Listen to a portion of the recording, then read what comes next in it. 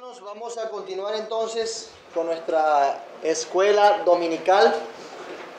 Hemos estado durante mucho tiempo contando las semanas o los domingos que no hemos podido tener clase dominical por diversas cuestiones, pero llevamos bastante tiempo viendo este capítulo 8 acerca de Cristo. Estamos viendo cristología en general, bastante general, pero con detalles que son importantes. Estamos aprendiendo acerca de nuestro Señor, de Cristo, el mediador, en nuestro capítulo 8 de la Confesión de Fe. Es bastante largo, pero creo que le hemos, hasta el momento, exigido bastante. Hemos hecho el esfuerzo por sacarle provecho. Más adelante. Ahí. Quiero recordar brevemente este párrafo. Párrafo número 3. ¿Alguien que me ayude a leerlo, por favor? El Señor Jesús, en su naturaleza humana, así unida a la divina, en la persona del Hijo, fue santificado y ungido con el Espíritu Santo sin medida, teniendo en sí todos los tesoros de la sabiduría y del conocimiento, en quien agradó al Padre que habitase toda plenitud, a fin de que siendo santo, inocente y sin mancha, y lleno de gracia y de verdad, fuese completamente apto para desempeñar el oficio de mediador y fiador, el cual no tomó por sí mismo, sino que fue llamado para él mismo por su Padre, quien también puso en sus manos todo poder y juicio, y le ordenó que lo cumpliera. Amén. Bueno, hemos hablado de la humanidad de Cristo, de la deidad de Cristo, de lo que cómo nos convenía ese mediador, de quién escogió el mediador, qué oficios llevó a cabo como mediador o qué oficios debía llevar a cabo como mediador. Providencialmente eso coincidió con nuestros grupos familiares y creo que fuimos bastante enriquecidos en eso. Y agradecemos al Señor. Pero en este párrafo también vimos acerca de Cristo algunas verdades importantes. Y es importante que nosotros demos un vistazo al pasado, porque lo que estamos aprendiendo acerca de Cristo acá, y como está descrito, aún las palabras fueron cuidadosamente escogidas, no solamente por los editores de la Confesión de Fe de Londres de 1689, sino también por la Iglesia hace 1500 años, 1600 años, 1700 años y así. ¿A qué me refiero? A los concilios. Los concilios en su momento fueron diseñados para establecer la verdad. La iglesia estaba cumpliendo aquello que nosotros conocemos, que Pablo le dijo a Timoteo, que la iglesia es columna y baluarte de la verdad, ¿verdad? Entonces, a través de esos concilios se estableció en unanimidad verdades a la luz de las Escrituras acerca de la persona de Cristo. Y todo aquel que no creyese esas verdades eran declarados herejes. Así de sencillo. Eran declarados herejes. De hecho, los concilios se dieron a la luz de coyunturas teológicas. Gente que intentaba decir una nueva doctrina acerca de Cristo, algunos se daban cuenta, se reunían, declaraban la verdad y declaraban hereje a aquel que creyese cosa diferente a la que decían las Escrituras. Como por ejemplo, dale atrás ahora sí, mi hermana, más atrás, la definición de Calcedonia en 451 después de Cristo. Como por ejemplo, también está la de Éfeso, también hay otras que han sido de mucha importancia para la fe aún en nuestros días. De manera que lo que se está diciendo aquí de Cristo es importante. Por eso debe anotar, por eso debe estar pendiente y en detalle echarle el ojo a lo que aprendemos acerca de Cristo. ¿Ok? Para que nuestro concepto de la persona de Cristo, de aquel que nos salvó, esté bien justificado por las Escrituras y nuestro entendimiento sea correcto, puro, como nos dice la palabra de Dios. Así que estemos pendientes. De hecho, al final de Romanos 8, del capítulo 8, de Cristo el Mediador, vamos a estar viendo algunas herejías. Me vi tentado en hacerlo hoy, la última vez, pero creo que es mejor al final para usarlo también de una evaluación de qué hemos aprendido acerca de Cristo. Es decir, yo le voy a decir un enunciado, esto es verdad acerca de Cristo, y ustedes me van a decir sí o no, y si me dicen que no, lo declaramos hereje, o sí, según el caso. No, mentira. Para ir puliendo nuestro entendimiento acerca de la persona de Cristo. Y luego vamos a ver históricamente quién la promovió, quién la justificó, etcétera, etcétera. Pero bueno, vamos a avanzar. En este párrafo número 3, vimos que el Señor Jesús, tanto en su naturaleza humana, así unida con la divina, es decir, juntas las dos naturalezas en una persona importante, recordando el término unión hipostática, Él fue santificado y ungido por el Espíritu Santo, fue escogido, fue apartado, como ese Mejías. ¿Recuerdan el término unción? Él por el hecho de ser Dios, no es que dejó de ser ungido, escogido y santificado. No, Él era hombre y como Dios y como hombre fue santificado y ungido por el Espíritu Santo sin medida.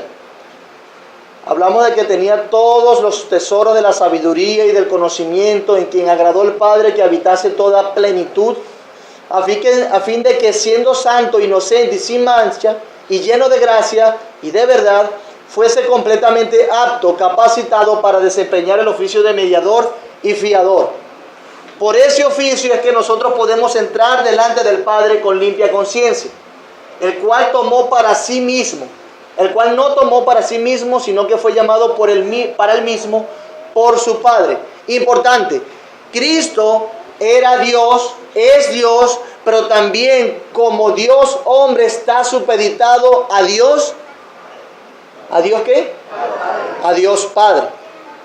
Vean que eso lo hablamos bien aquella vez, el cual no tomó para sí mismo, sino que fue llamado para él mismo por su Padre, quien también puso en sus manos todo poder y juicio y le ordenó que lo cumpliera. Es decir, Cristo estaba recibiendo órdenes de alguien superior. ¿Quién? Dios el Padre. Pero podemos decirlo para que nuestra mente esté un poquito más tranquila con esto, que administrativamente el Padre, luego el Hijo y luego el Espíritu Santo. El Hijo está subordinado al Padre administrativamente, pero ontológicamente, es decir, en esencia, son iguales. Mismo Dios, consustancial. ¿Recuerdan? Dios vivo, Dios eterno, el Creador, es Jesús, es el Espíritu Santo, es el Padre. Pero administrativamente, como bien Cristo dijo, yo no hago mi voluntad, sino que hago la voluntad ¿de quién? Del Padre. Debemos verlo entonces como lo presenta la Biblia. Si la Biblia presenta a Cristo como subordinado al Padre, como el Hijo, como era necesario que viniese, debemos verle y adorarle de tal manera. ¿Ok? Sigue avanzando. Ahora vamos a ver el párrafo número 4. En este párrafo, Samuel Waldron, él lo coloca como una descripción histórica del oficio de Cristo.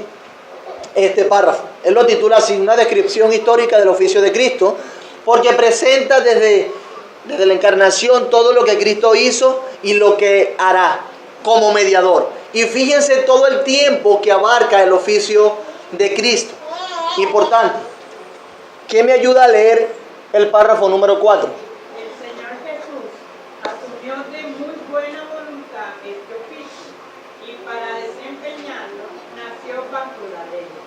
La cumplió perfectamente y sufrió el castigo que nos correspondía a nosotros, el cual deberíamos haber llevado y sufrido, siendo hecho pecado y maldición por nosotros, soportando las más terribles aflicciones en su alma y los más dolorosos sufrimientos en su cuerpo. Fue crucificado pecado y murió, y permaneció en el estado de los muertos, aunque sin ver corrupción. Al tercer día resucitó de entre los muertos, con el mismo cuerpo en que murió, con el cual también ascendió al cielo, y allí está sentado a la diestra de su Padre, intercediendo, y regresará para juzgar a los hombres y a los ángeles al final del mundo. Perfecto. Tenemos entonces una descripción de ese oficio. Cuándo comienza, qué es lo que se hace, hablando de las dos naturalezas de Jesús, de la persona de Cristo. Y en primer lugar, dice este párrafo, dale adelante mi hermano, adelante, dale, que el Señor Jesús asumió de muy buena voluntad este oficio. La pregunta, ¿qué oficio? De mediador, que implica otros oficios, que es profeta, sacerdote, rey, cabeza de la iglesia, heredero del mundo, juez de todas las cosas, implica esas cosas, ¿ok? Entonces el Señor Jesús asumió de muy buena voluntad este oficio. ¿Por qué ellos lo describen así? Porque durante el tiempo seguramente se levantaron, y sí pasó, pero también ahora se pueden levantar mentes necias queriendo decir que, aunado a la predestinación y a los decretos de Dios, que Cristo quizás fue obligado a tal cosa. Que Él, como está supeditado al Padre, tuvo que hacerlo porque se le mandó. Si hubiese sido por Cristo, Él no lo hiciese. Y si eso fuese así, muestra una discrepancia entre la persona de Dios, del Dios Trino. Bueno, de verdad que yo nunca quise hacer esto, me estaba obligando y lo hago porque tú me mandaste y eres mayor que Dios. Esa no es la verdad acerca del oficio de Cristo. Dice la palabra de Dios que el Señor Jesús asumió de muy buena voluntad este oficio. Es decir, que al igual que el Padre, a Él le agradó entregarse. A Él le agradó encarnarse. A Él le agradó hacerse hombre. Vamos a revisar los versículos. Salmo 47 y 8. Entonces dije, he aquí vengo, en el rollo del libro está escrito de mí, el hacer tu voluntad, Dios mío, me ha agradado, y tu ley está en medio de mi corazón. El hacer tu voluntad, igualito que nosotros. ¿Cómo nos agrada hacer la voluntad de Dios siempre, verdad? ¿Puedes volverlo a leer, por favor? Entonces dije, he aquí vengo, en el rollo del libro está escrito de mí, el hacer tu voluntad, Dios mío, me ha agradado, y tu ley está en medio de mi corazón. Esto es una descripción, esto es David escribiendo, inspirado por Dios. Él habla de sí, pero tiene un cumplimiento profético. Él además está hablando de la persona de Cristo Jesús. Y él dice que le ha agradado hacer la voluntad de Dios y que la ley de Dios está ¿en dónde? En su corazón. ¿Pero qué implica esa frase? ¿Simplemente quería dar la posición geográfica de la ley de Dios? No, quería comunicar que realmente atesoraba la ley de Dios en su corazón, David, y que aquel Mesías habría de atesorarla mucho más que David, porque el cumplimiento perfecto sería en el Mesías. La pregunta es, ¿cómo sabemos nosotros que ese Salmo 40 se refiere a la persona de Cristo?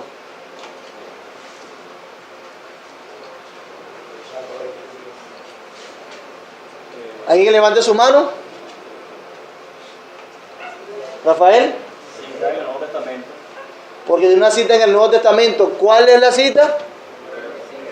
Allí lo dice, ¿verdad? Mírenlo allí. Hebreos 10, del 5 al 10. ¿Alguien que me ayude a leerlo, por favor? José Ochoa. Por lo cual, entrando en el mundo dice, sacrificio y ofrenda no quisiste, mas me preparaste cuerpo. Holocaustos y expiaciones por el pecado no te agradaron. Entonces dije, he aquí que vengo, en el rollo del libro está escrito de mí para hacer, oh Dios, tu voluntad. Diciendo arriba, sacrificio y ofrenda y holocaustos y expiaciones por el pecado no quisiste ni te agradaron, los cuales lo ofrecen según la ley. Entonces dijo, he aquí que vengo para hacer, oh Dios, tu voluntad. Quita lo primero para establecer lo segundo, por cuya voluntad somos santificados mediante la ofrenda del cuerpo de Jesucristo, hecha una vez para siempre. Fíjense que el autor de Hebreos interpreta ese, o parte de ese salmo, y se lo aplica a la persona de Cristo, hablando del sacrificio. Sacrificio, ni holocausto quisiste, sino que quiso que alguien hiciese su voluntad. Y alguien hizo su voluntad entregando aún su propio cuerpo como sacrificio. Pero ¿cómo se entregó Cristo como sacrificio? ¿Obligado? De buena voluntad. De buena voluntad. Él quiso hacerlo. El Señor lo encomendó y él sonrió y le dijo, estoy palabras mías, ¿no? Sí, a mí me agrada, yo quiero hacerlo, me agrada hacer tu voluntad. Y así se hizo. ¿Qué dice Juan 10, 18? Nadie me la quita, sino que yo de mí mismo la pongo. Tengo poder para ponerla y tengo poder para volverla a tomar. Este mandamiento recibí de mi Padre. Fíjense cómo convergen allí las voluntades, ¿cierto? Nadie le quita la vida a Cristo, sino que Él la pone. Yo tengo poder para hacerlo, dice el Señor Jesús. Es voluntario. Pero ¿de quién recibió ese mandamiento? Nosotros a veces confundimos el hecho de que te manden a hacer algo. Bueno, no lo hice voluntario porque me lo mandaron a hacer. No necesariamente. Aprendemos de Cristo que Él asumió voluntariamente la ordenanza, la orden del Padre. Pero lo hizo voluntariamente y le agradó. Es como cuando a usted le agrada hacer la voluntad de su esposa o de su esposo. Es como, mi amor, yo quiero que tú me pongas esa broma aquí arriba, porque ahí es donde me gusta más y la veo más bonito, aunque uno no, pero está medio raro ese lugar, pero bueno. Y viene uno, lo agarra y lo coloca allí voluntariamente porque le agrada obedecer a su esposa en ese sentido. Solamente quiero que entendamos más o menos o más de cerca lo que está pasando aquí. Cristo voluntariamente lo hizo, o sea, que sí se puede hacer voluntariamente con agrado obedecer una orden. ¿Ok? Y eso pasó con la persona de Cristo. Filipenses 2:8. Y estando en la condición de hombre, se humilló a sí mismo, haciéndose obediente hasta la muerte y muerte de cruz. Vuélvalo a leer. Y estando en la condición de hombre, se humilló a sí mismo, haciéndose obediente hasta la muerte y muerte de cruz. ¿Hasta dónde se hizo obediente Cristo? Y muerte de cruz.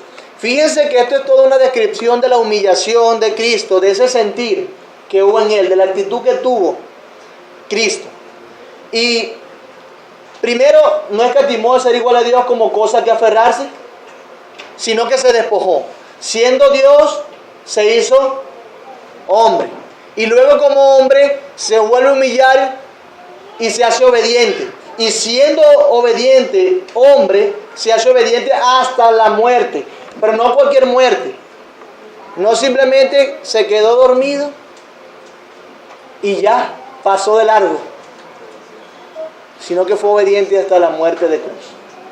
¿Qué vemos allí? Vemos otra vez que Cristo asume voluntariamente ese oficio.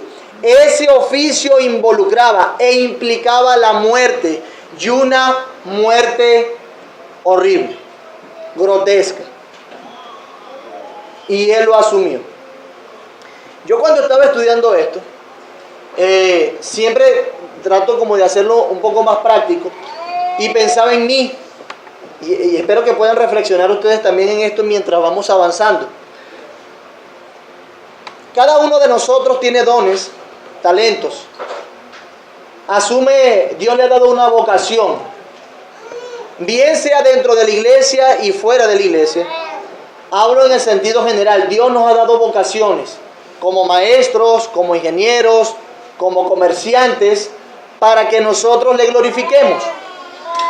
Aún en esas vocaciones, en esos oficios, nosotros honramos a Dios y glorificamos a Dios. Bienvenidos.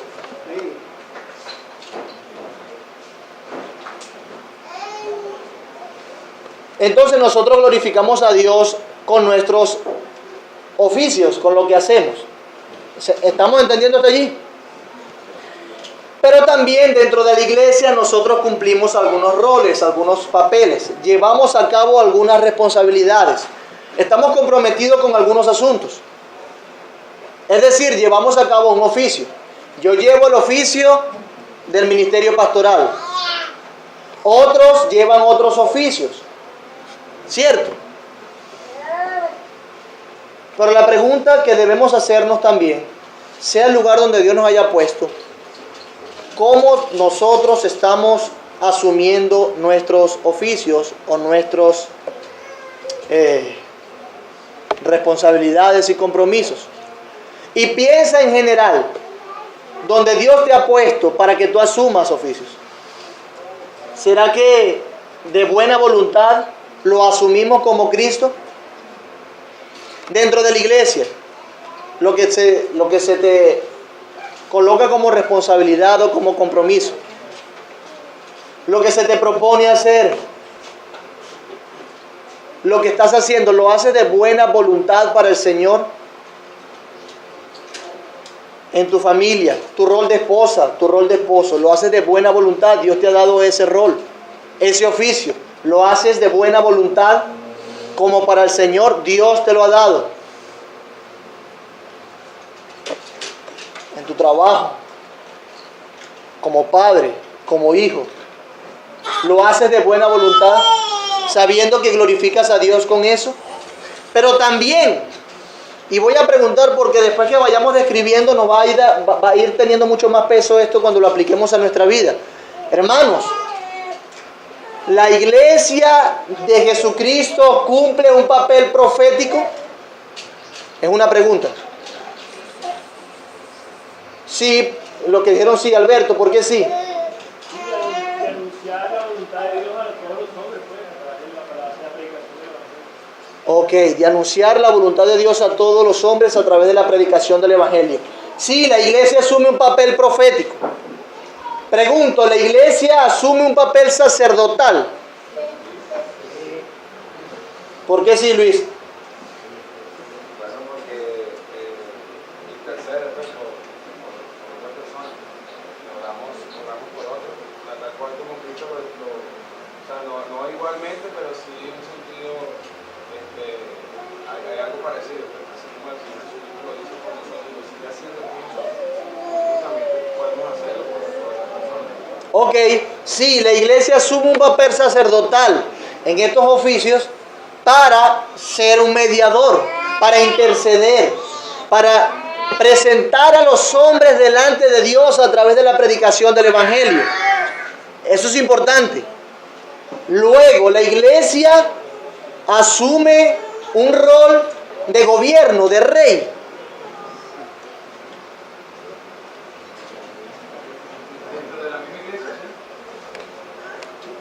Explícanos eso, Elías. Vamos a ver qué tienes en mente allí. Exacto, la iglesia como tal tiene la autoridad para los miembros de la iglesia de establecer reglas, normas dentro de la misma institución. Ok. Un gobierno estatal, ahí no. O sea que si gobierna, tú me estás diciendo que dentro de la iglesia sí se gobierna, sí la iglesia ejerce un papel de gobierno. Exactamente, Okay. Y al mismo tiempo ese papel de gobierno irradia de cierta manera a la sociedad con las normas y preceptos que la iglesia establece. Ok, parcialmente tenemos la respuesta. ¿Alguien más?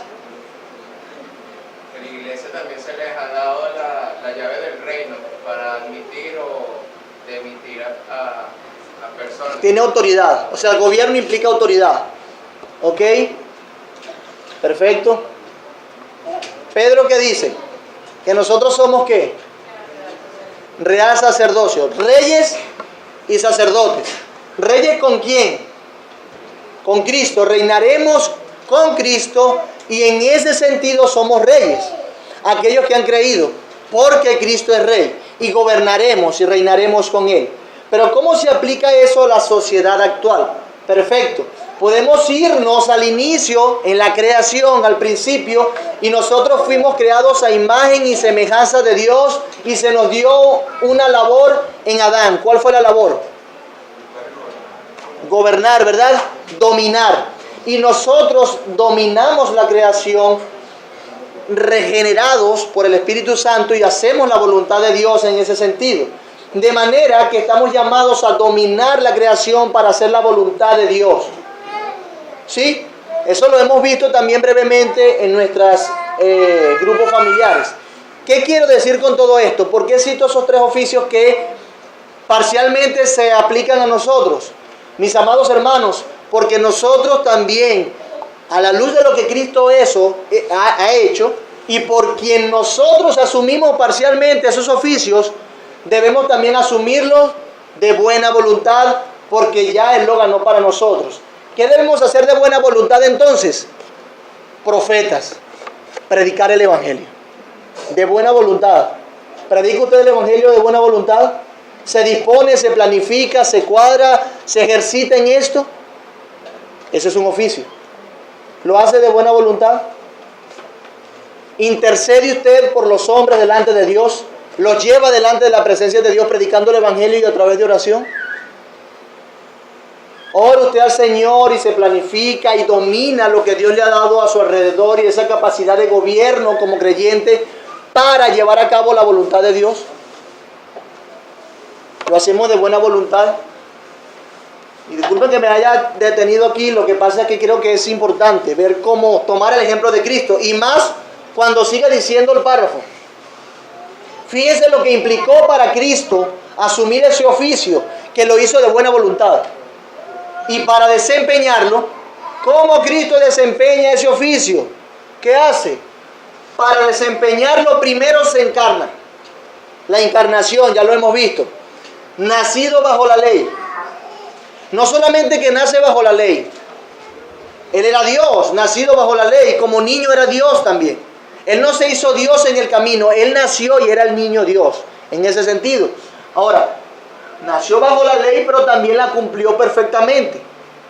Y no solamente que cumple la ley perfectamente, sino que sufrió el castigo que nos correspondía a nosotros, el cual deberíamos haber llevado y sufrido. Así lleva a cabo Cristo su oficio, y para desempeñarlo, así lo desempeña. Busquen por favor Gálatas 4:4. Por cuanto vino el cumplimiento del tiempo, Dios envió a su Hijo, nacido de mujer, nacido bajo la ley. 5, porfa, disculpa que lo noté aquí y ahí no. Para redimir a los que estaban bajo la ley, a fin de recibir la adopción de hijos. Perfecto. Según este pasaje, ¿para qué Dios envió a su Hijo nacido de mujer y bajo la ley? Para redimir, ¿cierto? Para que redimiese a los que estaban bajo la ley. Eso implicaba su oficio. Redención. A fin de que nosotros fuésemos hijos con Él. Porque fíjense que está hablando que Dios envió a su Hijo para que nosotros fuésemos hijos a través de la adopción. ¿Sí se fijan? Entonces vemos que sí, la Biblia enseña que Él fue nacido bajo la ley para desempeñar ese oficio y la cumplió perfectamente y sufrió el castigo que nos correspondía a nosotros, el cual deberíamos haber llevado y sufrido.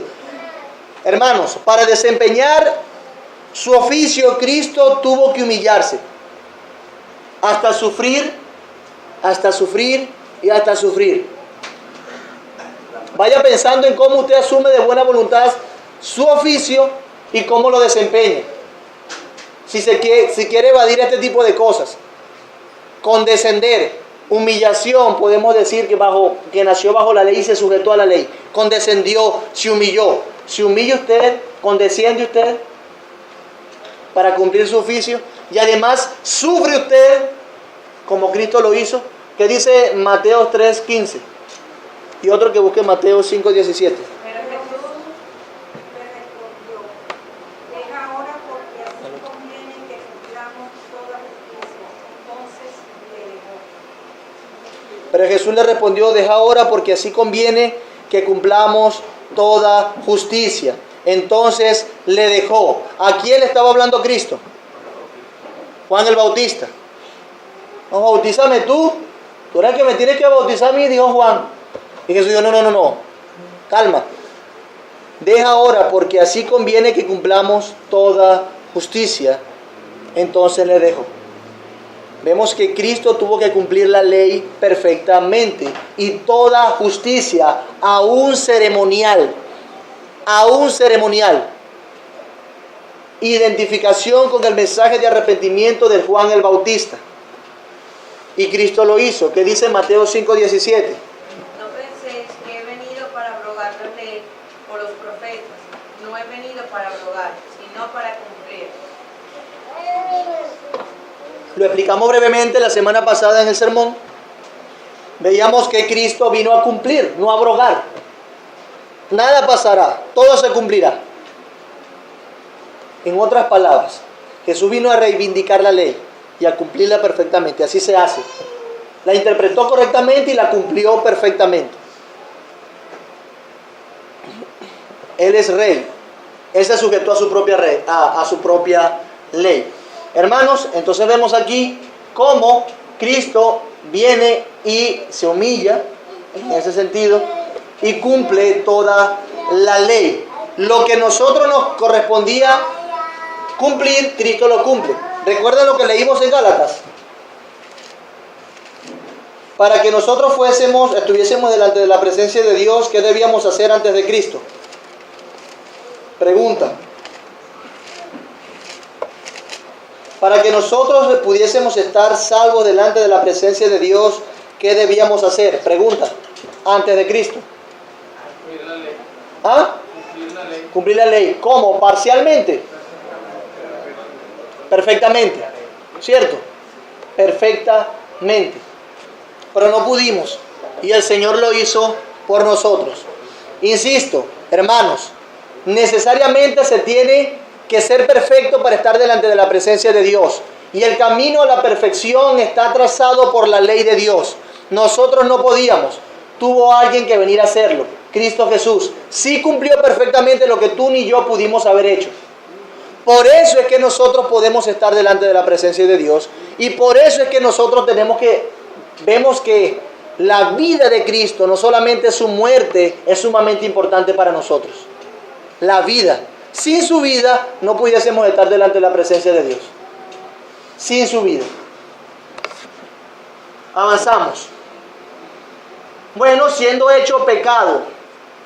Él sufrió siendo hecho pecado. Y maldición por nosotros. ¿Cristo se hizo maldición? Sí, Cristo se hizo maldición. Soportando las más terribles aflicciones en su alma y los más dolorosos sufrimientos en su cuerpo. ¿Cristo sufrió solamente en el cuerpo? No. ¿Cómo sabemos? ¿Qué nos dice la Biblia acerca del sufrimiento de Cristo en el alma? ¿Cómo lo comunica la Biblia? Alguien que levante su mano. ¿Cómo comunica la Biblia los sufrimientos de Cristo en el alma? Javier. Creo que hay un texto que dice que cuando Cristo iba a ser crucificado, que su alma estaba afligida hasta la muerte. Oh, sí. ¿Y cuál fue ese episodio? Getsemaní. ¿Y qué hizo en Getsemaní junto con 2 discípulos? Oró. ¿Y cuando oró, qué pasó? Sudó. ¿Y su sudor cómo era? Afligido hasta la muerte está mi alma. ¿Qué leemos en Mateo 26, 37 y 38? Tomando a Pedro y a los 2 hijos de Zebedeo, comenzó a entristecerse y a angustiarse en gran manera. Entonces Jesús les dijo: mi alma está muy triste hasta la muerte. Quedaos aquí y velad conmigo. Continúa el 39. Yendo un poco adelante, se postró sobre su rostro, orando y diciendo: Padre mío, si es posible, pase de mí esta copa, pero no sea como yo quiero, sino como tú. Hermanos, el alma de Cristo estaba muy triste. ¿Hasta dónde? ¿Usted en algún momento se ha sentido triste hasta la muerte? En otras palabras, casi en depresión, ya a punto de... Quizás no tanto, pero seguramente se ha sentido triste, que no quiere comer, que no quiere salir, que llora. Bien sea por alguna situación difícil, escasez, amores, muerte de familiares. Eso es una tristeza profunda que afecta todo nuestro cuerpo, todo lo que somos. Bueno, a Cristo fue afectado tanto en su alma que se expresó en su cuerpo a través de gotas de sangre. Dice Lucas 22:44, y estando en agonía, Lucas 22:44, y estando en agonía, oraba más intensamente. Y estando en agonía, oraba más intensamente. Y era su sudor como grandes gotas de sangre que caían hasta la tierra. ¡Wow! Cómo su cuerpo expresó esa agonía de nuestro Señor Jesús. Él sufrió, siendo hecho pecado y maldición por nosotros, soportando las más terribles aflicciones en su alma y los más dolorosos sufrimientos en su cuerpo. Jesús sabía lo que habría de asumir en la cruz. Se iba a hacer pecado y maldición por nosotros. ¿Y cómo afectó eso a Cristo? ¿Cómo lo afectó? Lo afligió. Se entristeció hasta lo más profundo en su alma. Él sabía lo que iba a padecer y se entristeció. Tuvo agónico en ese momento. Mateo 26:27, ¿qué hace? Si usted brevemente busque allí Mateo 26 en su Biblia, todos, por favor. Porque son 2 capítulos enteros que proponen los de la confesión de fe.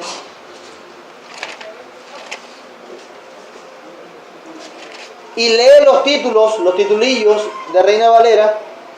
Nos podemos guiar por allí. Vemos que desde el capítulo 26 hasta el 27 es donde comienza el calvario de Cristo. El sufrimiento de Cristo. Hablando de esa porción de la confesión de fe que dice los más dolorosos sufrimientos en su cuerpo y en su alma. Primero, en el 26 se habla del complot para prender a Jesús. Luego, Jesús anuncia la negación de Pedro más adelante en el versículo 30.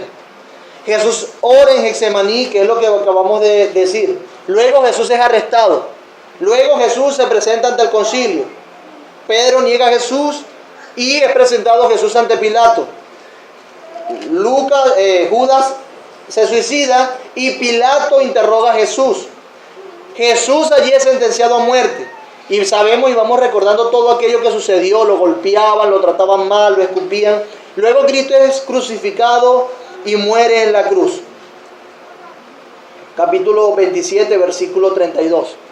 Vemos entonces en el transcurso de esos 2 capítulos el sufrimiento de Cristo en alma y en cuerpo.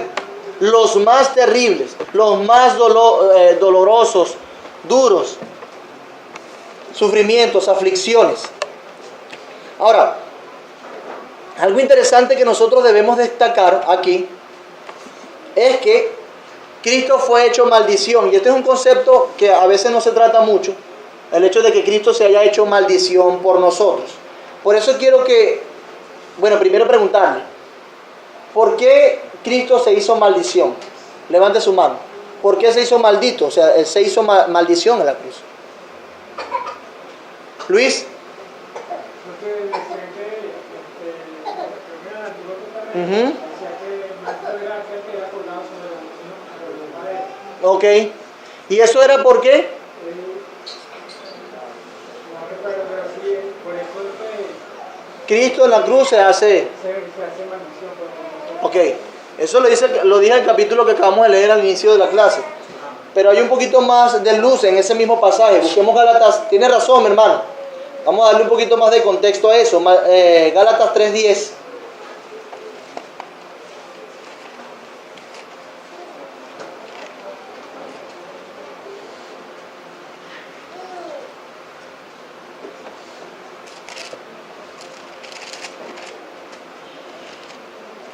Dice Gálatas 3:10 hasta el 13.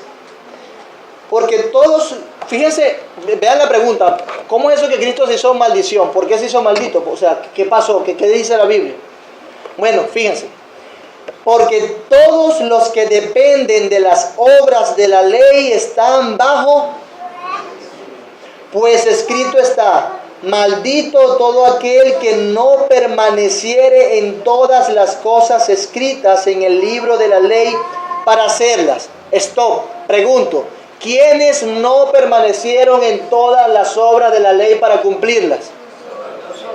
Nosotros, ¿verdad? Y ellos en su momento, los judíos. Pero fíjense que le está escribiendo una carta a gentiles. Perfecto. Y que por la ley ninguno se justifica para con Dios. Es evidente. Porque dice Habacuc, el justo por la fe vivirá. Y la ley no es de fe, sino que dice, el que hiciere hacer, el que hiciere estas cosas vivirá por ellas, hablando de la ley. 13 dice, Cristo nos redimió de la maldición de la ley. ¿Cómo? ¿Cómo nos libró de la maldición de la ley? Bueno, hecho por nosotros maldición, porque Cristo está, maldito todo el que es colgado en un madero. Hermanos, definitivamente la Biblia señala a todo aquel que incumpla la ley de Dios y no ande perfectamente en esas obras, maldito. Así le dice.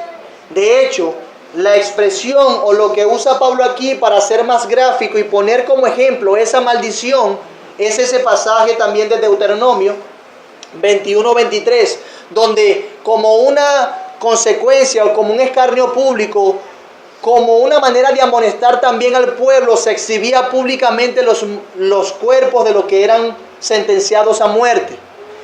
Y luego dice que aquel que es colgado en un madero es porque tuvo una muerte por juicio, porque pecó contra la ley de Dios. Era colgado en un madero, era maldito porque transgredió la ley, fue sentenciado a muerte, se colgó, el pueblo lo veía, tenían que estar pendientes, o sea, eso era algo que temía el pueblo a la luz de eso, pero decía, no deben dejarlo colgado allí, sino que deben bajarlo. Lo presentaban públicamente y lo bajaban luego para no manchara las tradiciones o las ceremonias del pueblo judío, porque también la ley judía dice que aquel que tocase o estuviese en presencia de un cadáver, de un muerto, era inmundo. Entonces lo hacían así, veían cómo fue hecho maldición a aquel hombre por transgredir la ley de Dios. Ahora, pensando en esa imagen, podía ser horca, podía ser un árbol, pero el punto es que era un madero, y Pablo lo relaciona con el evento de Cristo. Él se hizo maldición porque asumió nuestros pecados. Se hizo pecado. Fíjense, ya por allí, Cristo se hizo maldición. Tomó nuestra maldición. Y fue evidente cuando fue colgado en un madero. Quizá no bajo los lineamientos de las tradiciones judías, pero sí, a fin de cuentas, fue colgado en un madero como un ejemplo de maldición. Alguien fue maldito por otros. Alguien fue maldito por otros. O sea que tu pecado acarrea maldición. Y alguien llevó nuestra maldición. Y ese fue Cristo. Él se hizo maldito. Al hacerse pecado, se hace maldición. Porque Cristo está. Todo aquel que no andase en las obras de la ley es maldito. Deuteronomio dice, aquí te pongo la vida y la muerte. Escoge la vida, dice. Pero la vida implicaba cumplir la ley. Pero aquí está Cristo diciendo, nadie pudo hacerlo. Como leímos en Gálatas 3. La ley para nosotros y para el pueblo judío, a fin de cuentas, fue un ayo que nos llevó a Cristo. Nos mostró que éramos pecadores, que somos pecadores, nos muestra la ley. Que no pudimos cumplir perfectamente la ley de Dios. Que le deshonramos, que somos reos de juicio. Somos, en esos términos, hemos incurrido en maldición, somos malditos por nuestro pecado. Pero ¿sabe quién se hizo pecado y quién se hizo maldición? Cristo Jesús en la cruz. Gálatas 3 nos lo enseña. Eso es glorioso. Fíjense lo bajo que llegó Cristo. Por eso es que vemos que soportó los más terribles sufrimientos en su alma y en su cuerpo. Eso lo hizo nuestro Señor Jesús. Deuteronomio 29:20 dice: el Señor no lo perdonará aquel que transgrediere la ley. La ira y el celo de Dios arderán contra ese hombre. Todas las maldiciones escritas en este libro caerán sobre él, y el Señor hará que desaparezca hasta el último de sus descendientes. Hermanos, ¿saben sobre quién cayó esa maldición? La ira y el celo de Dios arderán contra ese hombre. Eso lo padeció nuestro Señor Jesús. Todas las maldiciones escritas en este libro caerán sobre él, cayeron sobre Cristo, porque tomó nuestro lugar. Vean la obra de nuestro Señor y vean lo que implicó la descripción histórica de este oficio de Cristo. ¿Ok? Continuamos. Fue crucificado y murió y permaneció en el estado de los muertos, aunque sin ver corrupción. Filipenses 2:8, ya lo leímos, pero dice Filipenses 2:8, y estando en la condición de hombre se humilló a sí mismo, haciéndose obediente hasta la muerte y muerte de cruz. Nos enseña que Cristo murió en una cruz, crucificado. Y luego Hechos 13:37 nos enseña algo sumamente importante. Dice Hechos 13:37, pero aquel a quien Dios resucitó no sufrió la corrupción de su cuerpo.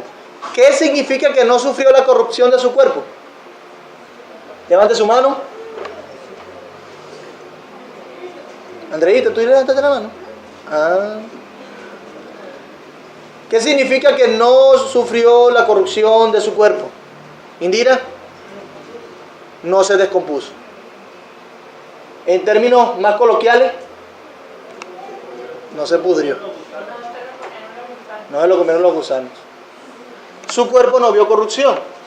Permaneció en el estado de los muertos. Él murió, sí, pero durante ese estado de muerte, su cuerpo no vio corrupción. No se descompuso su cuerpo. Luego dice la confesión de fe, y vean la importancia. Él murió, su cuerpo no vio corrupción. Luego, al tercer día resucitó de entre los muertos con el mismo cuerpo en que sufrió. ¿Con qué cuerpo resucitó? Eso nos lo dice Juan 20:25. Búsquelo ahí rapidito. Y otro que busque Hechos 1, del 9 al 11.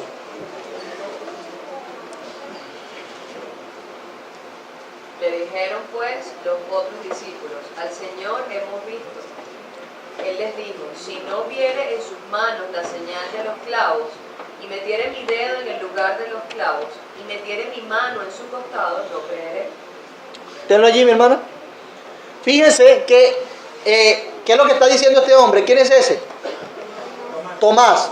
Tomás dice: yo tengo que verle con el mismo cuerpo, porque es el mismo Señor, no es otro. A mí no me van a cambiar la cosa aquí. No me van a jugar kikiriwiki. Ese mismo cuerpo, ese mismo Señor es el que yo tengo que ver. ¿Y cómo dijo él eso? ¿Tengo que palpar qué? Porque ese cuerpo fue crucificado. Y si fue crucificado, las marcas tienen que estar allí. Continúa, mi hermana. 8 días después estaban otra vez sus discípulos dentro, y con ellos Tomás. Llegó Jesús, dando las puertas cerradas, y se puso en medio y les dijo: paz a vosotros. Luego dijo a Tomás: pon aquí tu dedo y mira mis manos, y acerca tu mano y métela en mi costado, y no seas incrédulo, sino creyente. Entonces Tomás respondió y le dijo: Señor mío y Dios mío. Qué bella descripción. Jesús se presentó con ese mismo cuerpo con que sufrió, pero también con ese mismo cuerpo ascendió al cielo. Hechos 1 del 9 al 11. Y habiendo dicho estas cosas, viéndolos ellos, fue alzado y le recibió una nube que le quitó de sus ojos. Y estando ellos con los ojos puestos en el cielo, entre tanto que él se iba, he aquí se pusieron junto a ellos 2 varones con vestiduras blancas, los cuales también les dijeron: varones galileos, ¿por qué estáis mirando al cielo?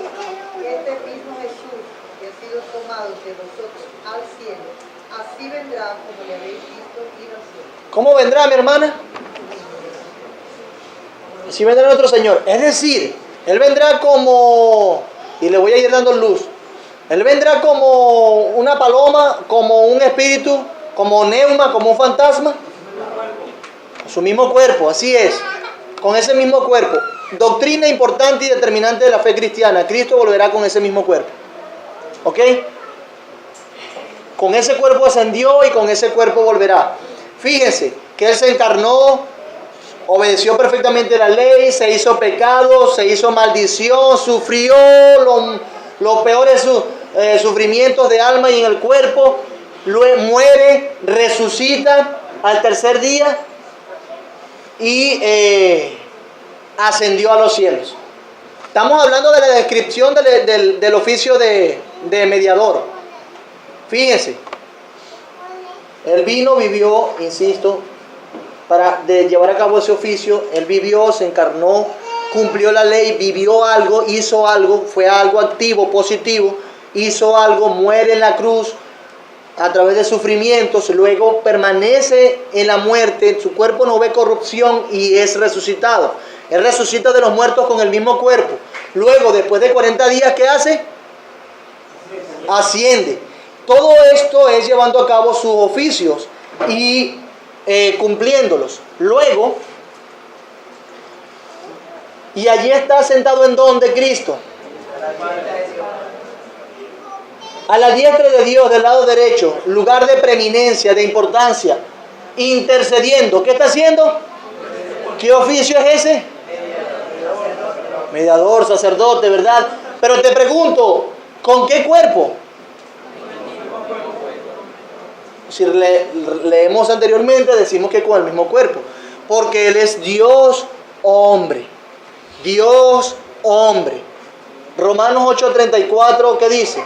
¿Quién es el que condenará? Cristo es el que murió, más aún el que también resucitó, y el que además está a la diestra de Dios, el que también intercede por nosotros. Está a la diestra de Dios y el que intercede por nosotros. ¿Cuándo está intercediendo por nosotros? Dice Hebreos, perpetuamente, ¿verdad?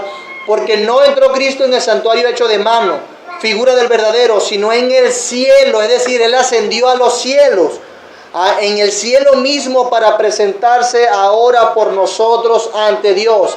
Cristo se presentó ahora ante Dios por nosotros. ¿Quién es nuestro representante delante de Dios? No pretende usted que por lo muy bueno que sea, santo, etcétera, lo que sea, usted va a presentarse sin Cristo delante de Dios. Es con Cristo y por causa de Cristo. Él está en los cielos representándonos. Por eso es que la Biblia dice que estamos sentados en lugares celestiales. ¿Con quién? Con Cristo, y lo dice en presente. Porque Cristo está allá, nosotros estamos allá también. Y eso es algo sumamente importante. Por eso es que Hebreos 9:24 dice eso. Él intercede perpetuamente también por nosotros. Luego dice más adelante la confesión: y regresará para juzgar a los hombres y a los ángeles al final del mundo. ¿A quién Dios le ha dado todo juicio? Como rey, mi hermano. Su oficio de rey implica que él deba hacer juicio. El rey David, a punto de morir, le deja una encomienda a su hijo y le dice: haz justicia, en pocas palabras. Haz justicia a aquellos que transgredieron la ley y pecaron contra Dios. Haz justicia. Condenado a muerte es Joab. Condenado a muerte es el sacerdote Abiezer. Condenado a muerte es, no me acuerdo el otro, Adonías, su hermano. Son condenados a muerte. Pues tú haz justicia. Un rey tiene la llave del reino. ¿Qué tiene? La espada como estado para hacer justicia. ¿Y quién va a hacer justicia como rey? ¿Quién tiene la espada? Dice Apocalipsis. El Señor Jesús, que va a venir a hacer justicia, mi amado hermano. Él va a juzgar. Él va a juzgar a los hombres, todos, a cada uno, conforme a cada palabra, pensamiento y acto. Conforme a todo. Hechos 10:42 dice, y nos mandó que predicásemos al pueblo y testificásemos que Él es el que Dios ha puesto por juez de vivos y muertos. Ay, que los muertos se salvaron, no serán juzgados por Cristo. No, los muertos resucitarán, creyentes y no creyentes, para ser juzgados por Dios. Y con su cuerpo serán echados al infierno por la eternidad. Y nosotros, con cuerpos incorruptibles, los que han creído, seremos llevados a la presencia de Cristo por la eternidad. Con sus cuerpos. Importante. Entonces, dice Romanos 14, 9 y 10, porque Cristo para esto murió y resucitó. ¿Para qué? ¿Para qué Cristo volvió a vivir? Para ser Señor así de los muertos como de los que viven. Cristo es Señor de los muertos como de los que viven. Cosa que otro rey no podía hacer. Solamente era rey de los que viven. Pero Cristo, como es un rey perpetuo, hace esto. Pero tú, ¿por qué juzgas a tu hermano? Dice Romanos. O tú también, ¿por qué menosprecias a tu hermano? Porque todos compareceremos ante el tribunal de Cristo. Una amonestación. Cristo es el juez, no tú. Entonces, ¿por qué juzgas a tu hermano y por qué menosprecias a tu hermano? Sé humilde, condesciende y date cuenta que todo juicio Dios se lo ha dado al Señor Jesús. Dice también Hechos 1:11, los cuales también les dijeron, varones galileos, ¿por qué se están mirando al cielo? Este mismo Jesús que ha sido tomado de vosotros al cielo, así vendrá como le habéis visto ir al cielo. Dice Mateo 13, 40 al 42. De manera que como se arranca la cizaña y se quema en el fuego, así será en el fin de este siglo. Enviará el Hijo del Hombre a sus ángeles. Como rey, Él gobierna sobre los... Recuerden que yo hablé una vez que Cristo recibió toda autoridad, ¿en dónde? En los cielos y en la tierra. Él gobierna sobre todo, inclusive los ángeles. ¿Y a quién manda el Hijo del Hombre? A sus ángeles. ¿Y sus ángeles qué harán? Recogerán de su reino a todos los que sirven de tropiezo y a los que hacen iniquidad y los echarán en el horno de fuego. Allí será el lloro y el crujir de dientes. Y muchos seguirán... Disculpen, pasé para el segundo de Pedro. Entonces, ¿dónde será el lloro y crujir de dientes? En el horno de fuego. Todos los que hacen iniquidad estarán allí.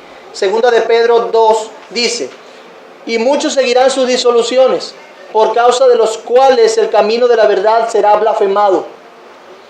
Y por avaricia harán mercadería de vosotros con palabras fingidas. Sobre los tales ya de largo tiempo la condenación no se tarda, y su perdición no se duerme. Porque si Dios no perdonó a los ángeles que pecaron, sino que arrojándolos al infierno los entregó a prisiones de oscuridad para ser reservados, ¿para qué? Para el juicio. ¿Cristo va a juzgar a quiénes? A hombres y ángeles. Porque si Dios no perdonó a los ángeles que pecaron, sino que los arrojó al infierno y los entregó a prisiones de oscuridad para ser reservados al juicio, y si no perdonó al mundo antiguo, sino que guardó a Noé, pregonero de justicia, con otras 7 personas, trayendo el diluvio sobre el mundo de los impíos. Hermanos, si Cristo gobierna sobre los ángeles, ¿cierto? ¿A quién ha de juzgar entonces también? ¿A quién? A los ángeles. Por eso que bien hace la descripción, fueron reservados en prisiones, aguardando el juicio. Judas 1:6, y a los ángeles que no guardaron su dignidad, sino que abandonaron su propia morada, los ha guardado bajo oscuridad, en prisiones eternas para el juicio del gran día. Y Apocalipsis describe ese gran día como el día del juicio. Como bien dice aquí, para el juicio del gran día, donde serán juzgados todas las cosas, o las criaturas racionales de Dios, la humanidad y los ángeles. Entonces, mis hermanos, tenemos la descripción histórica del oficio de Cristo. ¿Qué hemos visto? Hemos visto que como Cristo asume ese oficio, lo hace voluntariamente, de buena voluntad, le agradó, dice el Salmo, lo interpreta el autor de Hebreos, y vemos que ese oficio no implicaba una corona de antemano. Ven, Vas a ser el rey, el sacerdote y vas a ser el profeta. Te pongo la corona de chiquito para que de ahora en adelante no sufras. Fue así. Implicaba sufrimiento. Implicaba muerte, hacerse maldición. Hermanos, yo lo que quiero que también nosotros, a la luz de lo que hemos aprendido acerca de la persona de Cristo, describiendo todo su oficio, desde su encarnación hasta su ascensión, hasta el día del juicio, Cristo está ejerciendo su oficio aún. Cristo lo hace. Hermanos, a la luz de eso, que nosotros al ejercer nuestros oficios, roles, vocaciones que Dios nos ha dado, lo podamos asumir de buena voluntad para el Señor, para su gloria. Y que nosotros sepamos que al asumir oficios impuestos por Dios, si queremos vivir piadosamente cumpliendo nuestras responsabilidades como cristianos, padeceremos persecución y sufriremos. No es una muestra de que tienes que salir corriendo cuando empieces a sufrir. Al contrario, debemos asumir nuestros oficios, nuestras responsabilidades como Cristo lo hizo. Seguir su ejemplo. Por favor, mis amados hermanos, seamos sufridos como nuestro Señor Jesús. Cuando estás padeciendo, haciendo tus labores como iglesia, asúmelo de buena voluntad, sabiendo que el Señor está obrando y que Cristo ya nos dejó un ejemplo. En tu casa, en tu universidad, en tu trabajo, asúmelo con agrado. Haz la voluntad de Dios. Diría Pedro, padece como cristiano, no como impío. Pero padece. Y el Señor sea glorificado en eso. Oramos. Señor, te doy gracias por este tiempo que nos has dado de aprender acerca de la persona de Cristo un poco más, haciendo esta breve descripción de todo su oficio y lo que aún hace nuestro Señor Jesús. Ayúdanos a descansar en esta obra, en este oficio que hizo Cristo, el cual nos ganó la salvación, nos dio a nosotros, Señor, estar delante de tu presencia. Gracias, porque sin ese oficio, lleno de sufrimiento y de dolor en cuerpo y alma, nosotros no pudiésemos hoy decir que somos hijos de Dios. Gracias, Cristo. Gracias, Padre. Gracias, Espíritu Santo. Quebranta nuestra vida. Quebrántanos, Señor, nuestro orgullo, nuestros pecados, en nuestra indolencia, y ayúdanos, Señor, a estar a tus pies siempre, cumpliendo las responsabilidades que nos has dado, Señor, glorificándote a ti, sirviendo no al ojo del hombre, sino a tu ojo, Dios. Oramos en el nombre de Jesús. Amén.